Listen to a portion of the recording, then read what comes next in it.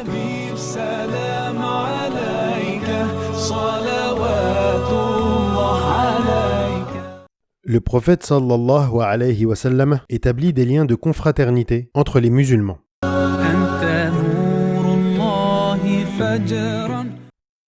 Une fois la construction de la mosquée achevée, le prophète sallallahu alayhi wa sallam dirigea son attention vers la consolidation des liens de fraternité mutuelle entre les musulmans de Médine, c'est-à-dire Al-Ansar, et les émigrants, Al-Muhajiroun. Ibn al-Qayyim a dit: l'envoyé de Dieu sallallahu alayhi wa sallam scella ensuite les liens de fraternité entre les Ansar et les Muhajiroun. Cela se déroula chez Anas ibn Malik. Il y avait 90 hommes, pour moitié composés de Muhajiroun et pour moitié d'Ansar. Le pacte de fraternité s'appuyait sur le principe de réconfort mutuel, ainsi que sur l'héritage entre les Ansar et les Muhajiroun, à l'exclusion des parents de sang. Cette pratique d'héritage continua jusqu'à ce que le verset suivant fût révélé, à l'époque de la bataille de Badr, rétablissant le principe d'héritage entre les parents de sang. Et ceux qui sont apparentés par les liens du sang ont cependant priorité les uns envers les autres, dans le livre de Dieu, Coran, Sourate 8, verset 75. On a dit que le messager de Dieu, sallallahu alayhi wa sallam, a scellé une seconde union fraternelle entre les émigrants.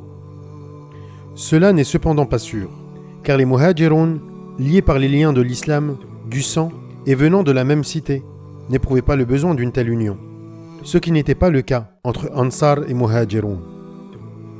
La fraternité dans la foi, pour citer une nouvelle fois Muhammad al-Ghazali, signifiait la dissolution de l'esprit de clans procédant de l'ignorance, al-Jahiliya, mais aussi l'abolition des inégalités dues à la différence de généalogie, de couleur ou de pays. Nul être humain n'est supérieur à un autre, si ce n'est par la bienveillance et la crainte de Dieu. L'envoyé de Dieu, sallallahu alayhi wa sallam, a fait de cette fraternité une valeur concrète. Il ne s'agissait pas de mots vides de sens, mais bien d'actes impliquant la vie et les biens. L'altruisme, la consolation et la bienveillance s'imbriquaient dans l'esprit de fraternité, emplissant la société naissante des plus merveilleux exemples. Al-Bukhari a rapporté: lorsqu'on fut arrivé à Médine, l'envoyé de Dieu sallallahu alayhi wa sallam établit un lieu de fraternité entre Abdurrahman ibn Auf et Sa'd ibn Rabi'a. Je suis le plus riche des Ansar, dit alors ce dernier à Abdurrahman.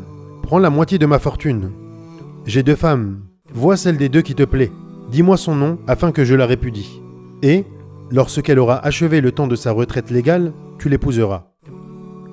Dieu bénisse pour toi seul ta famille et ta fortune. Où se trouve votre marché? On lui indiqua le marché des Qaynuqa'. Il s'y rendit et ne revint pas, sans rapporter un profit consistant en fromage et en graisse. Il continua ainsi tous les matins. Un jour, il vint portant sur lui des traces de parfum jaune. Qu'est-ce à dire? Demanda le prophète, sallallahu alayhi wa sallam. Je me suis marié, répondit-il. Et combien lui as-tu donné, comme dot? Reprit le prophète, sallallahu alayhi wa sallam. Un noyau d'or, dit-il. Les Ansar se montrèrent extrêmement généreux à l'égard de leurs frères, venus de la Mecque. Abu Hurayra, radiyallahu anhu, a rapporté que les Ansar, ayant demandé au prophète sallallahu alayhi wa sallam, partage les palmiers entre nous et nos frères les Muhajirin.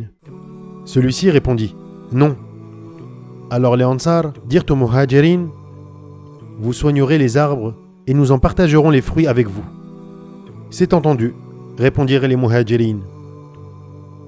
De tels exemples prouvent l'esprit de sacrifice, l'altruisme et la cordialité des Ansar, et également le tact, les sentiments de gratitude et de dignité qui étaient présents dans les cœurs des émigrants. Ces derniers ne prirent que ce qui leur permettait de vivre raisonnablement, sans rien y ajouter. En résumé, cette fraternité établie entre Ansar et Muhajiroun s'avéra si sage et si à propos que de nombreux problèmes sérieux se trouvèrent résolus d'une manière adéquate et raisonnable.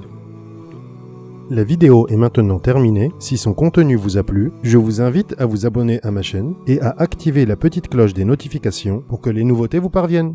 Que la paix soit sur vous.